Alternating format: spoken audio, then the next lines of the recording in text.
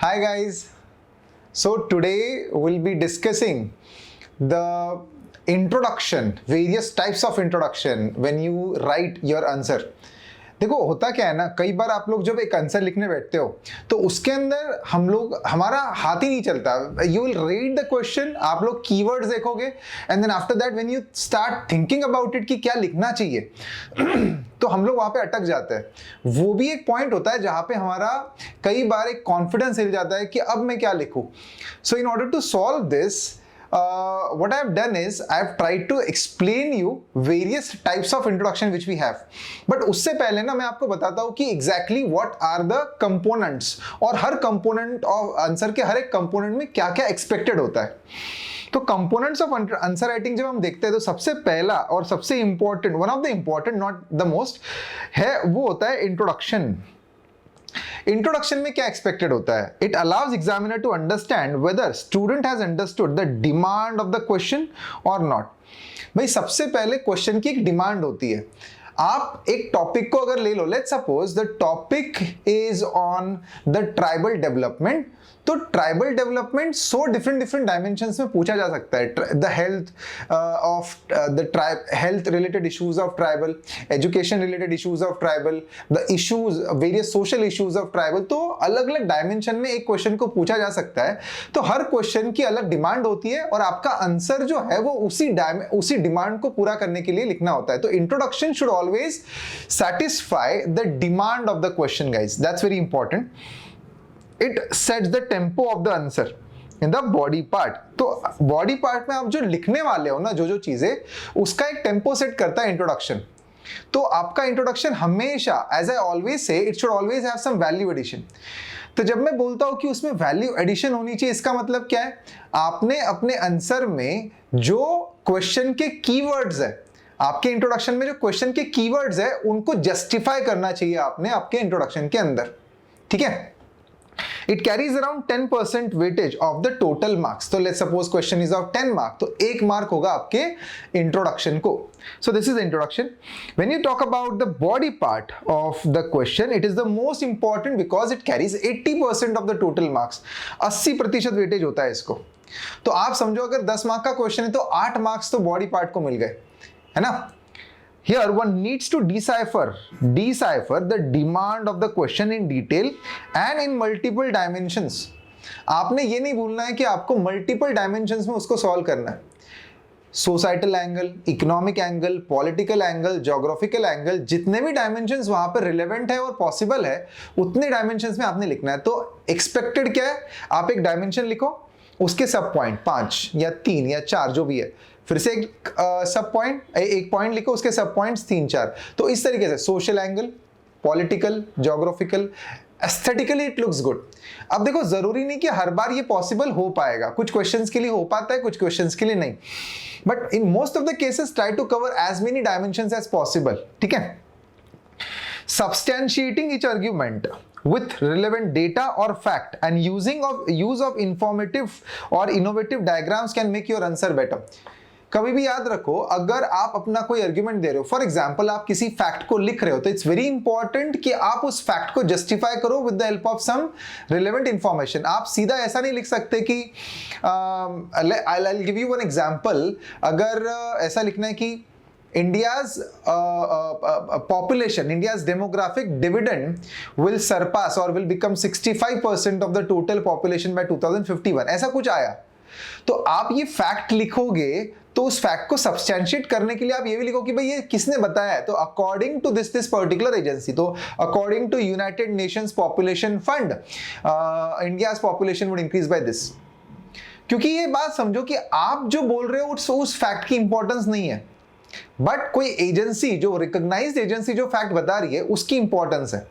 तो आपको वो भी बताना पड़ेगा कि ये फैक्ट कौन बता रहा है, किस एजेंसी के द्वारा बताया जा रहा है. एट द सेम टाइम आप कोई भी पॉइंट लिखते हो तो उसको सब्सटेंशिएट करने के लिए अगर किसी कॉन्स्टिट्यूशन का आर्टिकल है या कोई करंट इशू है, उसको अगर आप लिखोगे तो it will help you a lot. इसके बाद आता है कंक्लूजन. अच्छा, बॉडी पार्ट में एक बात है, innovative diagrams. Again, I always suggest my students try to be innovative. एक एग्जांपल देता हूं आपको इनोवेशन का।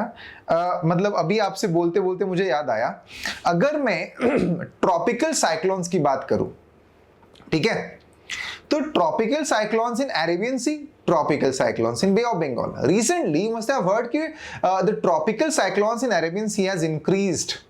The frequency of tropical cyclones have increased in the Arabian Sea, while the frequency of tropical cyclones in Bay of Bengal has remained the same and all. तो मैं ना क्या करूँगा, एक innovative तरीका बताता हूँ। मैंने ये ग्राफ निकाल लिया भाई, ये बे ऑफ बंगाल का फ्रीक्वेंसी बताने के लिए, and this is for Arabian sea. तो बे ऑफ बंगाल का जब मैं बताऊंगा तो यहां पर एक लीनियर ग्राफ आएगा लाइक दिस, कि भाई बे ऑफ बंगाल के जो ट्रॉपिकल साइक्लोन है it has increased. However, when I write about Arabian Sea, तो Arabian Sea में it's like the tropical cyclones have always been less over here, but recently it has increased like this. तो इस तरीके से एक graph बता दिया। अब ये जो है this is for year, and overall this is the number of cyclones, है ना? So this is for year and this is number of cyclones, ठीक है? तो ऐसा कुछ ग्राफ निकाल के आप बता सकते हो कि कैसे ट्रॉपिकल साइक्लोन्स आर इंक्रीजिंग।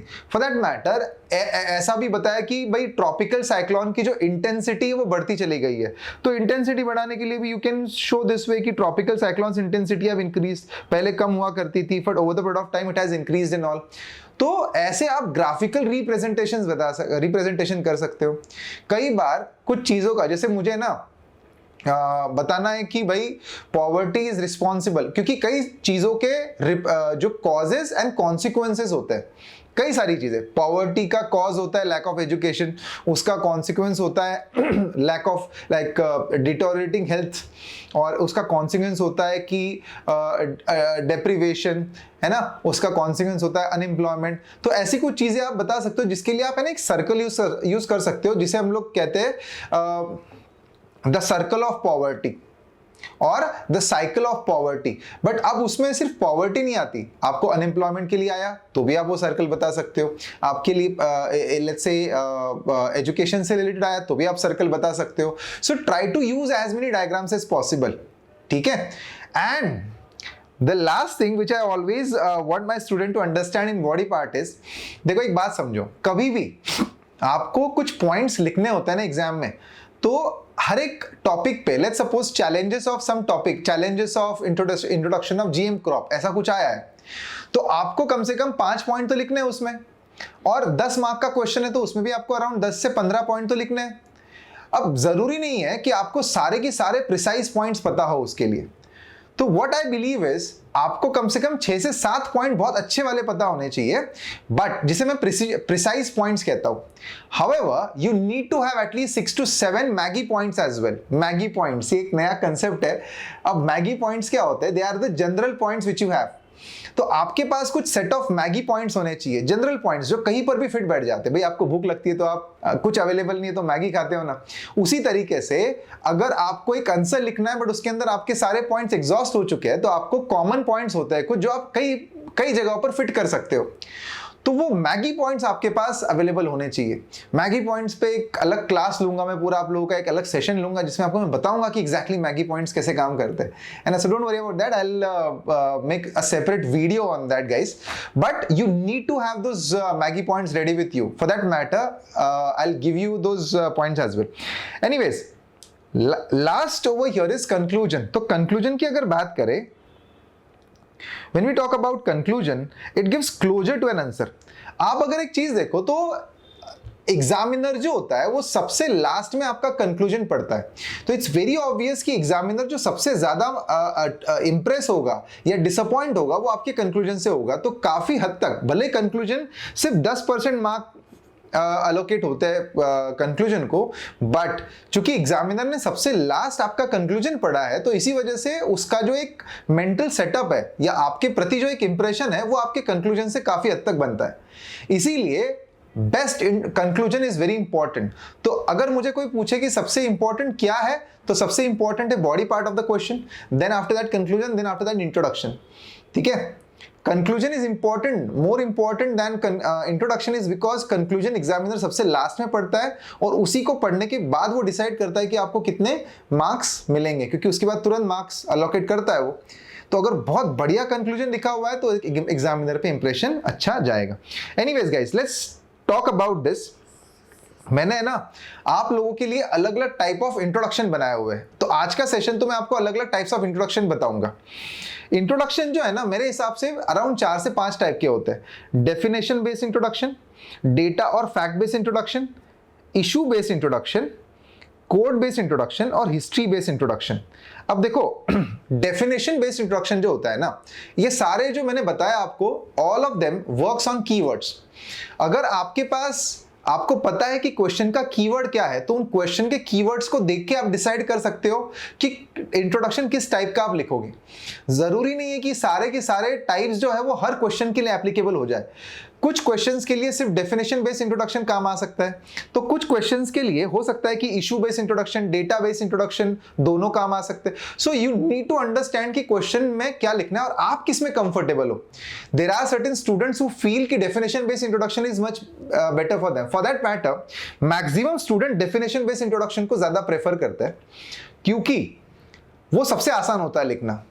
अगर सबसे डिफिकल्ट मैं इसमें बताऊं आपको, तो इसमें इशू बेस्ड और कोड बेस्ड इंट्रोडक्शन बहुत डिफिकल्ट होता है, क्योंकि आपको प्रिसाइजली पता होना चाहिए। कोड बेस्ड इंट्रोडक्शन के लिए आपको पता होना चाहिए कोड, और इशू बेस्ड इंट्रोडक्शन के लिए आपके पास एक इशू होना चाहिए उसके रिलेवेंट। तो आपकी करंट अफेयर्स की इंफॉर्मेशन बहुत स्ट्रांग होनी चाहिए। तो डेफिनेशन बेस्ड इंट्रोडक्शन देखते हैं। मैंने एक टॉपिक डिसाइड किया था इंपॉर्टेंस। जैसे क्वेश्चन पूछा हुआ है, क्वेश्चन कुछ भी हो, अगर उस क्वेश्चन के अंदर ऐसा लिखा है कि इंपॉर्टेंस ऑफ ह्यूमन रिसोर्स, तो आपको एग्जांपल देने के लिए मैंने खुद एक अलग अलग टाइप के इंट्रोडक्शन लिखे हुए हैं। तो अगर ह्यूमन रिसोर्स के इंपॉर्टेंस की अगर बात करी, तो मैं उसमें डेफिनेशन बेस्ड इंट्रोडक्शन कैसे लिखूंगा। Human resource refers to set of people who contribute to the growth and economic development of a nation directly or indirectly.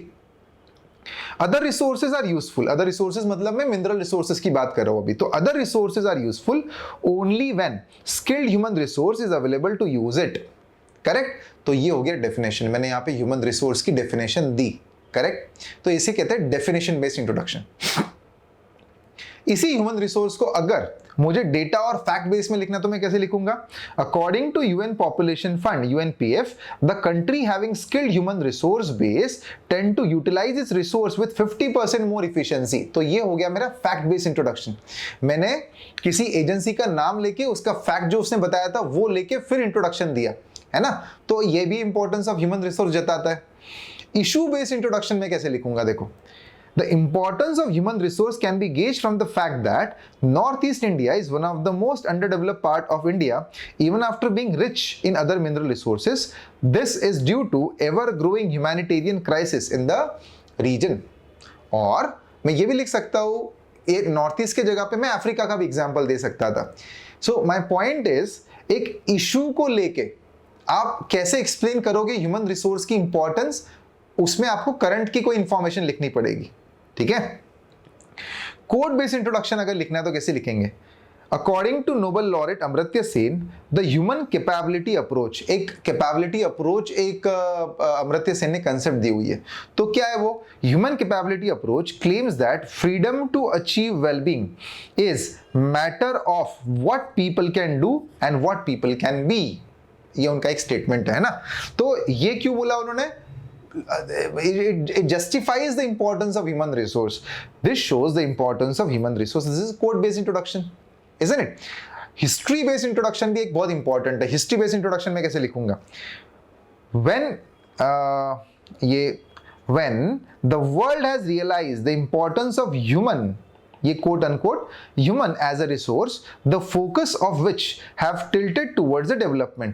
जब दुनिया को पता चला कि ह्यूमन भी एक बहुत इंपॉर्टेंट रिसोर्स है, तो फिर वर्ल्ड का जो फोकस है वो ह्यूमन रिसोर्स डेवलपमेंट की तरफ शिफ्ट हो गया।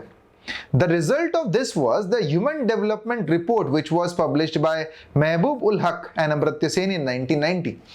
तो ये हो गया हिस्ट्री बेस्ड इंट्रोडक्शन। तो आप समझो कि आप कौन से इंट्रोडक्शन में ज्यादा कंफर्टेबल हो और उस इंट्रोडक्शन को काफी फ्रिक्वेंटली इंप्लीमेंट करने की कोशिश करो।